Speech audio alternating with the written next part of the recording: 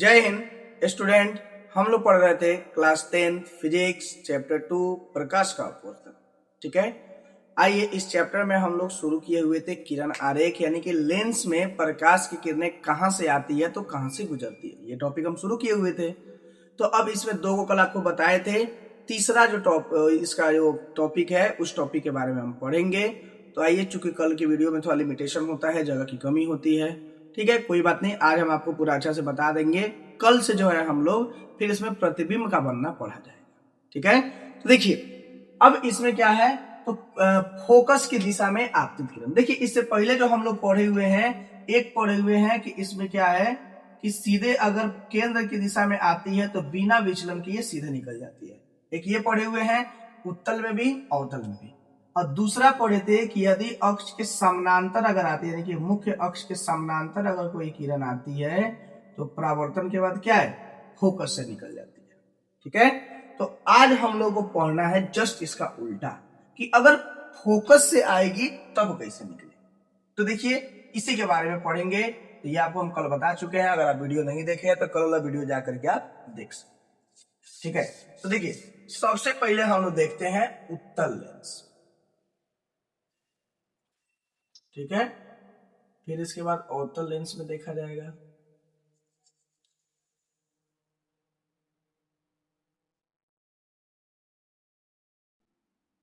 देखिए ये हमारा उत्तल लेंस है और ये इसका क्या है, मुख्य अक्ष, मुख्य अक्ष। ठीक है, प्रिंसिपल एक्सिस बोलते हैं। करे फोकस की दिशा में आपतित किरण, अगर कोई किरण यहां फोकस की दिशा में आ रही है, यानी लेंस से अपवर्तन के बाद मुख्य अक्ष के क्या निकल जाएगी, समानांतर निकल जाएगी। कल यही चीज पढ़े थे कि मुख्य अक्ष के समानांतर आ रही है तो फोकस से निकलेगी, तो अब फोकस से ही आ रही है तो किससे निकलेगी, मुख्य अक्ष के समानांतर निकलेगी। यानी यहां हम लिख सकते हैं फोकस से आती किरणें अपवर्तन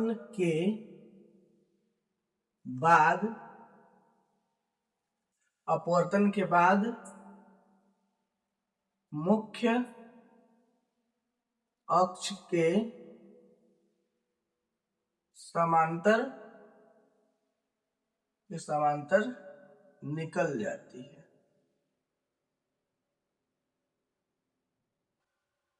ठीक है, तो ये पढ़ लिया हम लोग उत्तल लेंस में। ये हमारा क्या है, प्रकाश किरण। चलिए अब हम लोग पढ़ते हैं अवतल लेंस। देखिए ये हमारा क्या है, अवतल लेंस।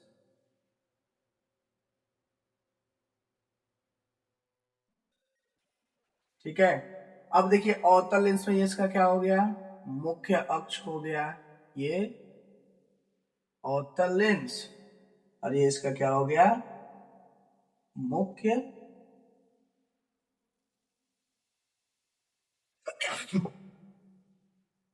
देखिए अब ये मुख्य अक्ष हो गया। अब यहां कह रहा है कि यदि किरण किससे आएगा, फोकस से आएगा, लेकिन यहां फोकस से तो आता हुआ प्रतीत दिखाना है हमको। ठीक है, ये किरण आरेख आपको कुछ ऐसे बनता दिखेगा, फोकस से पीछे है। अगर ये फोकस से आता हुआ प्रतीत होगा तो इसका मतलब क्या है, यहां से टकरा करके इधर की तरफ निकलेगा और ये पीछे क्या है, इसके समानांतर। ठीक है, यानी अगर ये फोकस से आता है तो ये भी लेंस से अपवर्तन क्या है, मुख्य अक्ष के समानांतर निकल जाएगा। यहाँ पे फोकस लिख दीजिए, तो यहां भी क्या हो जाएगा, प्रकाश लेंस से अपवर्तन के बाद मुख्य अक्ष के समांतर निकलेगा। ठीक है, ये हो गया हमारा ये टॉपिक लेंस के लिए किरण आरेख खत्म। अब चलिए कुछ चीजें जो हमको जानना है उसको हम नोट करके कुछ लिखते हैं, आपको ध्यान से एकदम देखिएगा, बहुत इंपॉर्टेंट। पहला, जो काल्पनिक चीजें हैं, ठीक है, यानी कि काल्पनिक वस्तु या रेखा को टूटे फूटे रेखा से दिखाया जाएगा। टूटे फूटे रेखा मतलब ये डॉट डॉट डॉट डॉट ऐसे करके, ठीक है। दूसरी चीज जो है ये क्या है आपका, अच्छा हाँ, इसी में एक और चीज है, ये तो इसे दिखाया जाएगा, और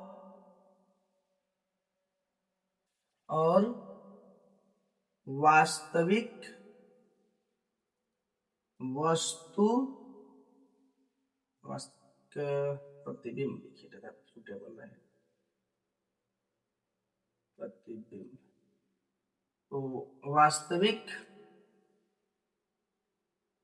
प्रतिबिंब या रेखा को सीधी रेखा यानी कि ऐसे दिखाया, सीधी रेखा से दिखाया जाएगा। यानी कोई वास्तविक काल्पनिक चीज है, देखिए यहाँ पे क्या है, ये काल्पनिक है रेखा तो इसको डॉट डॉट से दिखाया है, वास्तविक है इसको सीधा लाइन खींचना, ठीक है। तो वास्तविक रेखा को हम लोग सीधा लाइन से दिखाएंगे और काल्पनिक को डॉट डॉट से दिखाएंगे। अब सेकेंड पॉइंट देखिए, किसी लेंस में प्रकाश का अपवर्तन 2 बार होता है, 2 बार होता है।